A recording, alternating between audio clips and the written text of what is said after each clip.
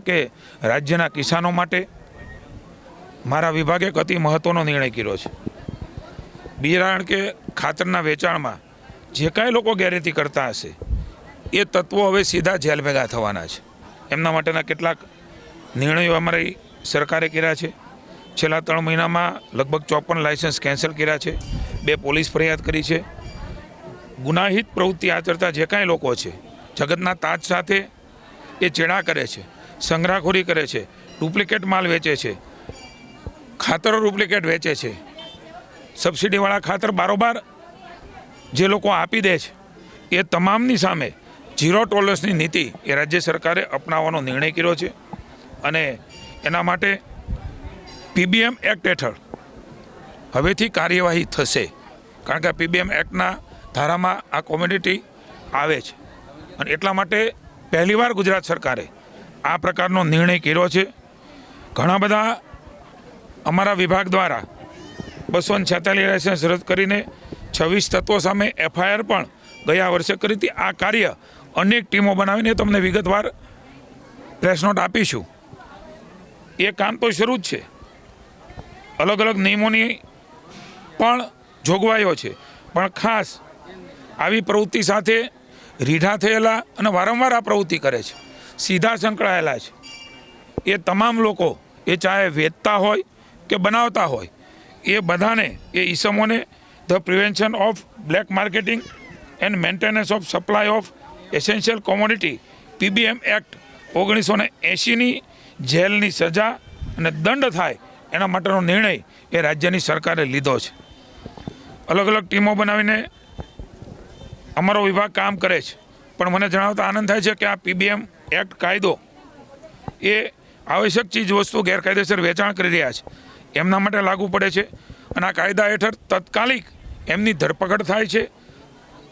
આ ગુનો બનતો અટકાવવાનો હેતુ છે, જેમાં જિલ્લા મેજિસ્ટ્રેટ એટલે કે કલેક્ટર ડિટેન્શન એટલે કે ધરપકડનો સીધો જ હુકમ એ કરે છે।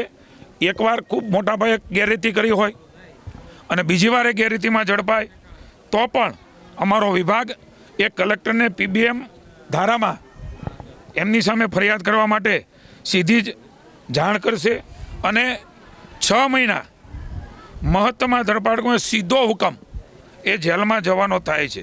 6 મહિનાના સમયગાળામાં પીબીએમ કાયદા હેઠળ એડવાઇઝરી બોર્ડ દ્વારા તમામ પ્રશ્નો રજૂઆત સાંભળીને એમાં નિર્ણય લેવામાં આવે છે।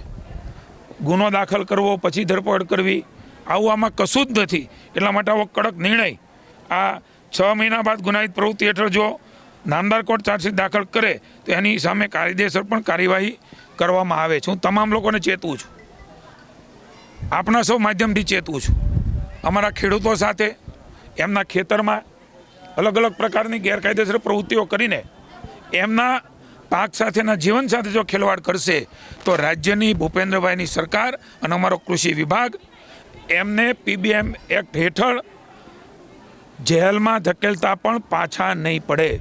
હું તમામ લોકોને પુનઃ વિનંતી કરું છું, પછીથી કોઈ ભલામણો લાગવકો વિનંતીઓ પગે લાગવાનું ન રાખે। રાજ્યની સરકાર આમાં કંઈ પણ બાંધછોડ કરવા માગતી નથી। હું તમામ લોકોને રાજ્યના લોકોને કહું છું, અમારા જિલ્લાની કચેરી, અમારી તાલુકાની કચેરી, ત્યાંના નંબરો એ પણ તમારી પાસે છે।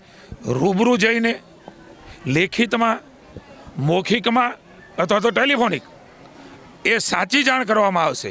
કોઈ ખોટા માહિતીઓ આપીને કોઈ ખોટાને પરેશાન કરી અને તંત્રને ન દોડાવે એની ઉપર પણ પગલાં લેવા માટેની જોગવાઈઓ પોલીસમાં છે। સાચા લોકો ન છટકી જાય અને એવી કોઈ પ્રવૃત્તિ કરતા હોય તો અમારા વિભાગને જાણ કરે। એ ઉપરાંત પણ જંતુનાશક દવા માટે પણ જે કાયદામાં જોગવાઈઓ છે એ ડુપ્લિકેટ ભેળસેળ કરતા હોય એના માટે છેતરપિંડી અને પ્રતિબંધિત દવા વેચાણ કાયદા હેઠળ પણ એ નિયમોમાં એમની ધરપકડ અને જેલની સજા એમાં 1968ના કાયદામાં થઈ શકે છે। હું પણ એકવાર રાજ્યના ખેડૂતોને આશ્વસ્ત કરું છું, તમારી સાથે તમારી આસપાસ કોઈ પણ આ પ્રકારની પ્રવૃત્તિ કરતા જાણવા મળે તો અમારી કચેરીઓમાં આપ જાણ કરજો। આપનું નામ એ જાહેર કરવામાં નહીં આવે, પણ સાચી હકીકત એ આપ દેશો। કોઈ પણ જાતની ખોટી હકીકતો નહીં આપવા પણ વિનંતી કરું છું અને તમામ લોકોને પુનઃ એકવાર ચેતવું છું, એ વેચતા હોય તો પણ અને બનાવતા હોય એ પણ હવે ગુજરાત રાજ્યમાં એમણે PBM એક્ટ હેઠળ સીધા 6 મહિનાને પછી જો લાગુ પડે તો વધારાની સજા સાથે જવાની તૈયારી એમણે રાખવી પડશે.